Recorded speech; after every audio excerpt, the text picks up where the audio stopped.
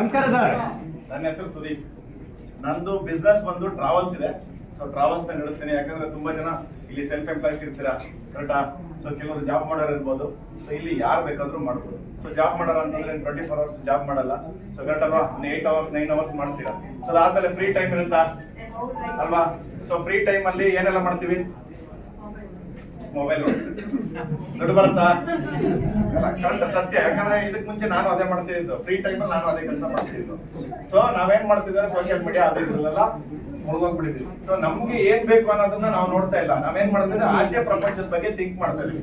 So ಈ ಒಂದು opportunity ಬಗ್ಗೆ ತಿಳ್ಕೊಳಕ್ ಬಂದಾಗ ಫಸ್ಟ್ ಪರ್ಸನ್ ನಾನೇ ಈ ಕಂಪನಿಯಲ್ಲಿ ಫಸ್ಟ್ ಪರ್ಸನ್. ಇವತ್ತು ನನಗೆ ತುಂಬಾ ಖುಷಿ ಆಗುತ್ತೆ. ಹಾಲ್ ತುಂಬಾ ಜನ ಇದ್ದೀರಾ, ಬಟ್ ನಾನ್ ಬಂದಾಗ ನಾನು ಒಬ್ಬನೇ ಬಂದಿದ್ದೆ.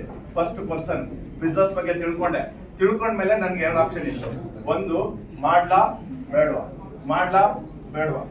ಯಾಕಂತಂದ್ರೆ ಸೊ ಯಾವ್ದೇ ಒಂದು ಹೊಸ ವಿಚಾರಗಳನ್ನ ತಿಳ್ಕೊಂಡಾಗ್ಲೂ ನಮ್ಗೆ ಕನ್ಫ್ಯೂಷನ್ ಸ್ಟಾರ್ಟ್ ಆಗ್ಬಿಡ್ತದೆ. ಮಾಡ್ಬೋದಾ ಇಲ್ವಾ ಅಂತ. ಈಗ ಮಾಡ್ಬೋದಾ ಇಲ್ವಾ ಯಾಕೆ ಅವತ್ತಿತ್ತು ನನ್ಗೆ ಅಂತಂದ್ರೆ, ಇವಾಗ ಸಾರ್ ಅವಾಗ್ಲೇ ಹೇಳಿದ್ರು, ಸೊ ಯಾರಾದ್ರೂ ಬಂದು ಕೇಳಿ ಇನ್ಕಮ್ ಆಗಿದೆಯಲ್ವಾ ವಿತ್ ಪ್ರೂಫ್ ತೋರಿಸ್ತೀನಿ ಅಂತ, ಬ್ಯಾಂಕ್ ಸ್ಟೇಟ್ಮೆಂಟ್ ತೋರಿಸ್ತೀನಿ ಅಂತ ಹೇಳಿದ್ರು. ಬಟ್ ನಾನ್ ಬಂದಿನ ಆ ಮಾತು ಕೇಳಿದ್ರೆ ತೋರ್ಸಕ್ ಒಬ್ರಿರ್ಲಿಲ್ಲ. ಯಾಕಂದ್ರೆ ಫಸ್ಟ್ ಪರ್ಸನ್ ನಾನೇ, ಕರೆಕ್ಟ್ ಅಲ್ಲ? ಸೊ ಇವತ್ತು ನಿಮ್ಗೆ ವಿತ್ ಪ್ರೂಫ್ ಯಾರು ಏನೇ ಕ್ವಶನ್ ಕೇಳಿದ್ರು ನಾವು ಅದಕ್ಕೆ ಕ್ಲಾರಿಟಿ ಕೊಡ್ಬೋದು. ಬಟ್ ಅವತ್ತಿಗೆ ಇರ್ಲಿಲ್ಲ. ಆದ್ರೂ ನಾವು ಡಿಸೈಡ್ ಮಾಡಿದೆ. ಸೊ ಯಾಕೆ ಅಂತಂದ್ರೆ ಎಲ್ಲೆಲ್ಲೋ ಅಂದ್ರೆ ನಾವು ಆಚೆ ಬಿಸ್ನೆಸ್ ಮಾಡ್ಬೇಕಂದ್ರೆ ಲಕ್ಷಾಂತರ ರೂಪಾಯಿನ ಇನ್ವೆಸ್ಟ್ಮೆಂಟ್ ಮಾಡ್ತೀವಿ. ಆದ್ರೂ ಅದು ವ್ಯಾಪಾರ ಆಗುತ್ತೋ ಲಾಭ ಬರುತ್ತೋ ಇಲ್ವಾ ಗ್ಯಾರಂಟಿ ಇಲ್ಲ. ಆದ್ರೂ ಒಂದು ಟ್ರೈ ಮಾಡ್ತೀವಿ, ಕರೆಕ್ಟ್ ಅಲ್ವಾ? ಸೇಮ್ ಇಲ್ಲೂ ಒಂದು ಟ್ರೈ ಮಾಡೋಣ ಅಂತ ಒಂದು ಶಾಪಿಂಗ್ ಕಂಪ್ನಿ ಏನ್ ಹೇಳಿದೆ, ಯಾವ್ದಾದ್ರು ನಿಮ್ಗೆ ಇಷ್ಟ ಬಂದಿರೋದು ಒಂದು ಶಾಪಿಂಗ್ ನ ಮಾಡೋದ್ರ ಮುಖಾಂತರ ನೀವು ಬಿಸ್ನೆಸ್ ನ ಸ್ಟಾರ್ಟ್ ಮಾಡ್ಬೋದು ಅಂತೇಳಿ ಜಸ್ಟ್ ಒಂದು ಶಾಪಿಂಗ್ ನ ಮಾಡಿದೆ.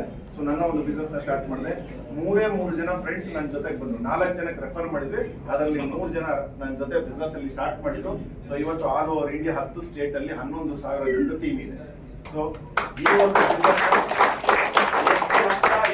ಎಷ್ಟು ಕೋಟಿ ಬಂಡವಾಳ ಹಾಕಿ ಸ್ಟಾರ್ಟ್ ಮಾಡಿದ್ದು ಅಂತಂದ್ರೆ ಜಸ್ಟ್ ಒಂದೇ ಒಂದು ಶಾಪಿಂಗ್ 15,501 ರೂಪಾಯಿ ಒಂದು ಶಾಪಿಂಗ್ ಮಾಡೋದ್ರ ಮುಖಾಂತರ ಸ್ಟಾರ್ಟ್ ಮಾಡಿರೋ ಬಿಸ್ನೆಸ್ ಅಲ್ಲೇ ಇವತ್ತು ಆಲ್ ಓವರ್ ಇಂಡಿಯಾ 11,000 ಜನರದ್ದು ಕನ್ಸ್ಯೂಮರ್ ಬೇಸ್ ಇದೆ. ಸೊ ಈ 11,000 ಜನನು ಊಟ ಮಾಡ್ತಾರಾ? ಊಟ ಮಾಡ್ಬೇಕಂದ್ರೆ ರೇಷನ್ ತಗೊಂಡ್ಬರ್ಬೇಕಲ್ಲ. ಮೊಬೈಲ್ ಯೂಸ್ ಮಾಡ್ತಾರೆ ಅಂದ್ರೆ ಮೊಬೈಲ್ ರೀಚಾರ್ಜ್ ಮಾಡ್ಲೇಬೇಕು, ಗ್ಯಾಸ್ ಬುಕಿಂಗ್ ಮಾಡ್ಬೇಕು, ಫಾಸ್ಟ್ಯಾಗ್ ರೀಚಾರ್ಜ್ ಮಾಡ್ಬೇಕು. ಅಂದ್ರೆ ದಿನನಿತ್ಯ ಖರ್ಚನ್ನ ಅವರು ಈ ಸಿಸ್ಟಮ್ ಮುಖಾಂತರ ಮಾಡ್ತಾರೆ. ಯಾಕೆ ಮಾಡ್ತಾರೆ ಅಂದ್ರೆ ಅವ್ರಿಗೆ ಬೆನಿಫಿಟ್ ಬರುತ್ತೆ ಮಾಡ್ತಾರೆ. ಸೊ ಯಾವ್ದಾರು ಮೊಬೈಲ್ ರೀಚಾರ್ಜ್ ಖಾಲಿ ಆಯ್ತು ಅಂದ್ರೆ ನಾನು ಹೇಳ್ಬೇಕಾ ಫೋನ್ ಮಾಡಿ ಮೊಬೈಲ್ ರೀಚಾರ್ಜ್ ಮಾಡಿ ಅಂತ? ಇಲ್ಲ, 100% ಮಾಡ್ಕೊಂತಾರೆ. ಸೊ ಅವ್ರು ಮಾಡೋದ್ರಿಂದನೇ ನನಗೆ ಇನ್ಕಮ್ ಬರುತ್ತೆ. ಇವತ್ತು ಮೊಬೈಲ್ ರೀಚಾರ್ಜ್ ನ ಇನ್ಕಮ್ ಬರ್ಬೇಕಂದ್ರೆ ನಾನು ಏನ್ ಮಾಡ್ಬೇಕಿತ್ತು? ಮೊದಲಾಗಿದ್ರೆ ಒಂದು ಮೊಬೈಲ್ ರೀಚಾರ್ಜ್ ಅಂಗಡಿ ಇಡಬೇಕಿತ್ತು. ಸೊ ಇವತ್ತು ಇತ್ತಂದ್ರೆ ನಾನು ಒಂದು ಮಾಲ್ ಇಡಬೇಕಿತ್ತು. ಈಗ ನನ್ನ ಟೀಮ್ ಅಲ್ಲಿ ಇರುವಂತ ಎಷ್ಟು 11,000 ಜನರಲ್ಲಿ ಯಾರೇ ಒಂದು ಶಾಪಿಂಗ್ ಮಾಡಿದ್ರು, ರೇಷನ್ ತಗೊಂಡ್ರು, ಗ್ರಾಸರೀಸ್ ತಗೊಂಡ್ರು, ನನಗೆ ಇನ್ಕಮ್ ಬರುತ್ತೆ. ಬಟ್ ಮೊದಲಾಗಿದ್ರೆ ಏನ್ ಮಾಡ್ಬೇಕಿತ್ತು? ಅದಕ್ಕೆ ಆದಂತ ಒಂದು ಶಾಪ್ ನ ಮಾಡ್ಬೇಕಿತ್ತು. ತುಂಬಾ ಸಿಂಪಲ್ ಇದೆ. ಯಾಕೆಂದ್ರೆ ಇವತ್ತು ಎಲ್ಲಾ ನಡೀತಾ ಇರೋದು ಟೆಕ್ನಾಲಜಿ ಬೇಸ್ ಮೇಲೆ, ಕರೆಕ್ಟ್ ಅಲ್ವಾ? ಸೊ ಇವಾಗ ಒಂದು 10 ವರ್ಷಕ್ಕೆ ಹಿಂದೆ ಹೋದ್ರೆ ಸೊ ನಮ್ಮ ಮನೆ ಹತ್ರ ಕ್ಯಾಬ್ ಬಂದು ಪಿಕಪ್ ಮಾಡುತ್ತೆ ಅಂತ ಏನಾದ್ರು ಇತ್ತ? ಇಲ್ಲ. ಬಟ್ ಇವತ್ತು ನಡೀತಾ ಇದೆಯಾ? ಕರೆಕ್ಟ್ ಅಲ್ವಾ? ಸೊ ಊಟ ಮನೆಗೆ ಬರುತ್ತೆ ಅಂತಿತ್ತ? ಇಲ್ಲ. ಸೊ ನಾವೇ ಹೋಟೆಲ್ಗೆ ಊಟ ಮಾಡ್ಬೇಕಿತ್ತು ಅಲ್ವಾ? ಸೊ ಇವತ್ತು ಎಷ್ಟು ಸ್ಪೀಡ್ ಇದೆ ಅಂತಂದ್ರೆ ಅಡಿಗೆ ಮಾಡಕ್ ನಿಂತ್ಕೊಂಡು ಸ್ಟವ್ ಹಚ್ಬಿಟ್ಟು ಬಿಸಿನೀರ್ ಇಟ್ಬಿಟ್ಟು ಬೇಳೆ ಇಲ್ಲ ಅರಪ್ಪ ಬುಕ್ ಮಾಡಿದ್ರೆ ಬಿಸಿ ನೀರು ಕುದಿಯೋದ್ರೊಳಗೆ ಬೇಳೆ ಬರುತ್ತೆ, ಕರೆಕ್ಟಾ? ಸೊ ಆ ಜಮಾನದಲ್ಲಿ ಇದೀವಿ. ಸೊ ಅದೇ ಬಿಸ್ನೆಸ್ ಇದನ್ನು. ಸೊ ಹಾಗಾಗಿ ಈ ಸ್ಟಾರ್ಟಿಂಗ್ ಡೇಸ್ ಅಲ್ಲಿ ಯಾರೆಲ್ಲ ಬಂದಿದ್ದೀರಾ ನನಗ್ ಗೊತ್ತಿದೆ 100% ನೀವ್ ಏನ್ ಬೇಕಾದ್ರೂ ಎಲ್ಲ ಅರ್ಥ ಆಗಿದೆ ಅಂತ. 100% ಆಗಿರಲ್ಲ. ಅದಕ್ಕೋಸ್ಕರ ಇಲ್ಲೇ ಇನ್ನೊಂದು 10 ನಿಮಿಷ ಟೈಮ್ ನ ಸ್ಪೆಂಡ್ ಮಾಡ್ಕೊಂಡು ನಿಮ್ಗೆ ಯಾರೆಲ್ಲ ಬಿಸ್ನೆಸ್ ಬಗ್ಗೆ ಹೇಳಿದ್ರೆ ಕರ್ಕೊಂಡ್ಬಂದಿದ್ದಾರೆ, ಇವತ್ತು ಇನ್ವೈಟ್ ಮಾಡಿದ್ರೆ ಅವ್ರ ಜೊತೆ ಕೂತ್ಕೊಂಡು ಒಂದು ಕ್ಲಾರಿಟಿನ ತಗೊಂಡು ಸ್ಟಾರ್ಟ್ ಮಾಡಿ. ಯಾಕಂದ್ರೆ ನೀವು ಸ್ಟಾರ್ಟ್ ಮಾಡಿದ್ದೆ ಆದ್ರೆ ನಿಮ್ಮ ಲೈಫ್ ಅಲ್ಲಿ ಇವತ್ತು ಮಾರ್ಚ್ 16ನೇ ತಾರೀಕು, ಕರೆಕ್ಟಾ? ಸೊ ಒಂದು ಮೈಲಿಗಲ್ಲಾಗಿರುತ್ತೆ, ಕರೆಕ್ಟಾ?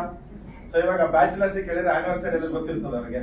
ಅದೇ ಫ್ಯಾಮಿಲಿ ಆಗಿರೋದ್ರೆ ಡೇಟ್ ಗೊತ್ತಿರ್ತದೆ, ಕರೆಕ್ಟಾ? ಅದು ಇಂಪಾರ್ಟೆಂಟ್, ಹೌದಾ ಅಲ್ವಾ? ಅದೇ ತರ ನಿಮ್ ಲೈಫ್ ಅಲ್ಲೂ ಈ ಒಂದು ಬಿಸ್ನೆಸ್ ಅಲ್ಲಿ 100%. ನನ್ನನ್ನು ಕೇಳಿದ್ರೆ ಮೇ 19ನೇ ತಾರೀಕು 2024 ನನ್ನ ಲೈಫ್ ಅಲ್ಲಿ ನನ್ನ ಲೈಫ್ ಚೇಂಜಿಂಗ್ ಡೇ. ಸೊ ಹಾಗಾಗಿ ಅದೇ ತರ ನಿಮ್ಮ ಲೈಫ್ ಚೇಂಜಿಂಗ್ ಡೇನು ಇವತ್ತು ಆಗುತ್ತೆ. ಅದಕ್ಕೋಸ್ಕರ ಯಾರು ಸಹ ಇದನ್ನ ಅಂದ್ರೆ ಸಿಂಪಲ್ ಆಗಿ ತಗೊಳಕ್ ಹೋಗ್ಬಿಡಿ. ಸೊ ತುಂಬಾ ಜನ ಇಲ್ಲೇ ಕೂತಿದ್ದಾರೆ, ನಮ್ಮ ಹತ್ರನೇ ಬಂದು ಬಿಸ್ನೆಸ್ ಬಗ್ಗೆ 6 ತಿಂಗಳಿಂದ ತಿಳ್ಕೊಂಡು ಇವತ್ತು ವಾಪಸ್ ಬಂದು ಸ್ಟಾರ್ಟ್ ಮಾಡಿರೋ ಇದೇ ಹಾಲಲ್ಲಿ ಕೂತಿದ್ರು ತುಂಬಾ ಜನ ಅಲ್ವಾ? ಸೊ ನಷ್ಟ ನಮ್ಗೆ ಏನಾಗಿಲ್ಲ, ಬಟ್ ಅವ್ರಿಗೆ ಒಂದು ಪೊಸಿಷನ್ ಅಲ್ಲಿ ನಷ್ಟ ಆಗಿದೆ. ತುಂಬಾ ಜನ ಇದ್ದಾರೆ. ಓಕೆ, ಸೊ ಆ ಒಂದು ತಪ್ಪನ್ನ ನೀವುಗಳು ಮಾಡ್ಬೇಡಿ.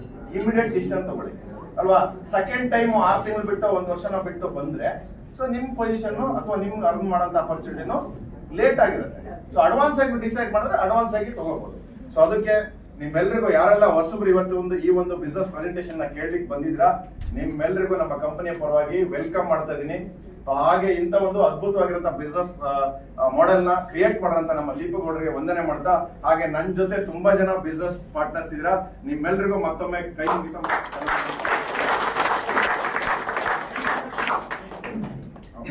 Thank you very much sir. ನಮ್ಮನ್ನ ಸಪೋರ್ಟ್ ಮಾಡ್ತಾ ಇದ್ದೀರಾ ಸರ್. ಮಾತಾಡಿದ್ಮೇಲೆ ಮತ್ತೆ ನಾವು ಮಾತಾಡೋದೇನಿರಲ್ಲ.